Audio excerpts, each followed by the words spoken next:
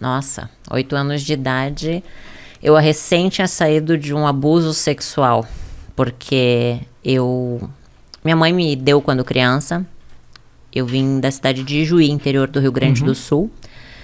Meu pai é descendente de alemão, olho claro, e eu nasci muito escurinha. Aí quando eu nasci, meu pai disse que eu não era filha dele. Minha mãe tinha 14 anos de idade, uma criança, não tinha condições financeiras de me criar e me deu para uma família. A família que era para me cuidar, o homem bonzinho, aos olhos de todos, era o que me abusava, dos 2 aos 8. As minhas memórias são entre 6 e 8 anos, então alguns flashes mais pequenininha. Nesse período, eu sofria muito já, porque quando a gente é abusada, a gente não está entendendo o que está acontecendo, até porque existiam ameaças da parte dele na época, se eu contasse para alguém. Fui contar para minha mãe só aos 21 anos, em uma crise onde eu culpei ela. Então tinha muita mágoa da minha mãe, muita mágoa do meu pai. Aos 8 anos, a minha mãe de criação viu esse homem me abusando. E eu amava muito ela, era uma professora de português lá em Juí. E ela cuidava com muito amor de mim, sabe? Eu via nela uma mãe, só que ela não poderia continuar me mantendo lá por causa dos abusos dele, porque ela viu e me devolveu para minha mãe, só que não contou nada para ela. Antigamente as pessoas ficavam casadas, né? Não se separavam por nada, então ela não poderia se separar daquele homem porque ela tinha construído uma vida com ele. Você tinha noção disso naquele momento? Não, naquele momento não, né? Eu era uma criança que tinha que me separar da mãe que eu amava, que era minha mãe de criação, pra finalmente morar com a minha mãe. Só que minha mãe era uma criança. Eu acredito, Rafa, hoje, que a pessoa não pode dar o que ela nunca recebeu. Se tu não recebeu amor, tu não sabe dar amor. Então, a vida dela foi um pouco assim foi também? Um pouco, eu não vou expor muito ela, né? Okay. Mas ela passou por muitos problemas também. E aí eu me tornei uma adolescente muito rebelde. A gente não tinha amizade, eu e minha mãe. Ela brigava muito comigo, me batia muito. Então, aos 11 anos, eu comecei a fumar cigarro, beber, colocava piercing para chamar atenção. Até eu tenho a sobrancelha rasgada aqui, porque eu mesma furei a minha própria sobrancelha na frente do espelho. Botei um brinco gigante, porque eu já queria chamar atenção. Na verdade, eu queria ser amada, né? Eu buscava a atenção das pessoas, né? Aceita. Então, com 11 anos, eu sofria isso, sabe? E eu era muito magrinha. Então eu via as meninas gostosonas, assim, tipo, nossa, os meninos querem ficar com elas. E ninguém queria ficar comigo. E aí eu colocava meia dentro do sutiã pra ter, sabe, peitos. E passei por vários problemas naquela época de depressão, só que eu não entendia, porque naquela época a gente não conseguia conversar com ninguém, não tinha internet como é hoje. Então nas minhas agendas eu falava que eu queria morrer, que eu queria matar todo mundo. E... Só desculpa te interromper, mas... o abuso acabou da onde, assim? Só quando a minha mãe de criação viu ele me abusando sexualmente. Então teve um confronto. Isso, aí ela me deu pra minha mãe. Tá. E aí minha mãe morava em Porto Alegre. Então eu saí de Juí pra Porto Alegre pra morar com a minha mãe. Minha mãe, uma criança, né? Imagina, ela me ganhou com 14 anos.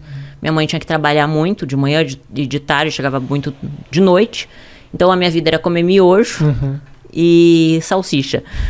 E aí, ir pro colégio sozinha e voltar sozinha. Então, ali eu me tornei muito rebelde. Porque a minha mãe queria que eu fizesse comida, limpasse a casa. Obrigações de um adulto. Sim. E ela não sabia conversar comigo. Então, ela me agredia muito. Assim, de agressões, assim, de me violentar mesmo, sabe?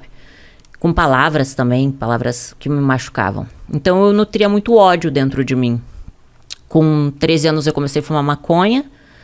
Com 14 anos, eu fugi de casa, vendi todas as minhas fitas de videogame para poder fugir de casa e peguei todos os ursos e fugi com os ursos. Aí fui para uma vila lá em Porto Alegre e a minha mãe me achou com a polícia. Daí, quando a minha mãe me achou, ela me disse, agora tu vai morar com teu pai.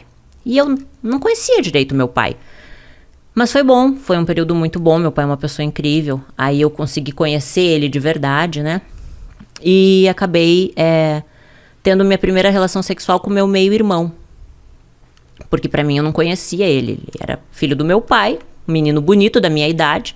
A gente começou a ir pros bailes junto, bebi e acabou rolando. 13 anos mais ou menos? 14 anos. Só que assim, até então, eu nem entendia direito o que era irmão. Sabe quando a vida vai acontecendo, você é uma criança, você não tem um pai e uma mãe pra te orientar em nada. E você aprende pelas situações que te colocam.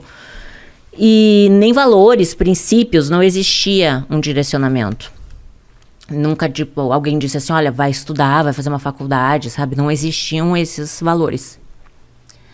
E aí, com 14 para 15 aconteceu isso. Aí, na festa de 15 anos, a minha mãe foi lá e disse, filha, eu te amo, volta pra casa. E eu amava a minha mãe, por mais que ela me batesse, ela era minha mãe, né? Claro, óbvio. E aí, quando eu fui morar com a minha mãe de volta, eu tava no colégio. Um lencinho pra mim aí, ô Matheus. Aí eu tava no colégio e conheci o pai do meu filho. Uhum.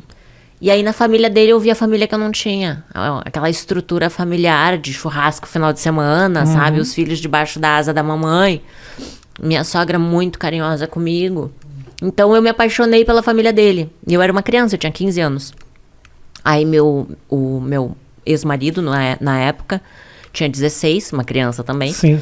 Mas a gente, nessa idade, a gente já acha que a gente é adulto. Aí a gente queria ter um filho. Então, imagino também que a sua vontade de amadurecer era para escapar de muita coisa que da infância não tinha sido das melhores. E a minha mãe me batia até no rosto. Imagina eu aos 15 anos apanhando no rosto, sabe? Era uma forma de fuga. O casamento foi uma fuga.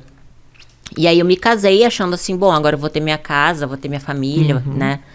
Vou ter o meu filho, vai ser para sempre. Só que quando eu me casei, eu era uma criança. Então eu morava com a minha sogra e foi maravilhoso. Aos 21 anos, quando a gente foi morar sozinho, eu e ele, a gente comprou um apartamento, eu me vi uma criança cuidando de outra criança, mimada, porque a minha sogra me mimava, eu não sabia cuidar da casa. Então eu brigava por causa de um copo de água na pia, uma toalha em cima da cama, sabe? Então nosso casamento virou um inferno, porque eu não sabia ser uma boa esposa, eu não sabia. Difícil, era uma criança. Eu era uma criança. E aí, aos 21 anos, só que ali, Rafa, a ambição cresceu dentro de mim. Porque eu comecei a ver as pessoas... Sabe quando você começa a ver o mundo? Pô, a pessoa tem carro. Eu quero ter um carro, sabe? Eu quero me vestir bem. Você começa a ver que existem pessoas que crescem financeiramente.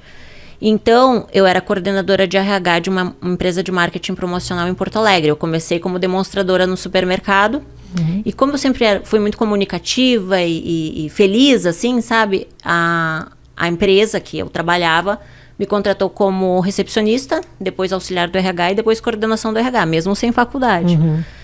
E aí eu dava o meu melhor, sabe? A primeira a entrar, a última a sair, sempre fiz direitinho o meu trabalho e sempre cresci assim. Aí com 21 anos, meu casamento acabou e aí eu me vi cheia de conta para pagar. Na época, eu contratava meninas para fazer evento nas feiras. Perfeito. E aí, quando eu falei com uma amiga minha, que eu tava com uma crise financeira, ela disse, olha, eu tenho uma amiga que fechou numa casa noturna e ganhou R$500. Eu disse, pá, R$500? O que ela fez? Ela tirou roupa? Então eu vou tirar roupa. Claro. Só que não foi bem o que aconteceu, né? Eu entrei... Eu não queria te interromper, essa história, ela tá muito bem contada, essa história, mas eu tenho um momento que a gente estava conversando, antes da gente trabalho na noite, que foi esse momento, teve um momento aqui que a gente estava conversando que você se emocionou, que foi quando você falou do começo dessa relação lá atrás. Por que especificamente esse ponto é um ponto muito sensível para você? Porque, desculpa te interromper. Na verdade, assim, quando mexe muito na infância, é muito difícil, né, Rafa? Porque eu acho que tantos problemas no nosso futuro são evitados quando você tem uma base, entende? Só que não adianta ficar buscando culpados, porque eu digo assim, ó, ninguém nasce mal, as pessoas se tornam más, né? Um bebezinho não nasce um bandido, ele se torna um, pelo meio que ele vive, pelas escolhas, né, que ele faz. Com 21 anos, eu escolhi me prostituir. Aos 15, não eram as minhas escolhas, entende? Eu vivi o que o meio tinha para me oferecer. Então, falar disso não é escolher, porque eu escolho as coisas ruins, eu vou colher as coisas ruins. Mas você já nascer no meio de coisas ruins é muito difícil. Claro.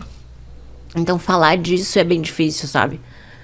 Quando eu fui fazer o livro Morri para Viver, foi muito difícil. Porque foi mexer em coisas que é difícil de falar. Pô, imagina você vai falar que tua primeira relação sexual foi com o teu meu irmão. Eu já declarei que o primeiro orgasmo que eu tive foi com o cachorro da vizinha aos 11 anos, porque a vizinha trouxe o cachorrinho pra fazer sexo oral em mim. E são coisas que eu falo, 11 anos. São coisas que eu falo, Rafa, por quê? Porque me trouxe culpa há muito tempo. Durante muito tempo, a culpa, ela tava me matando.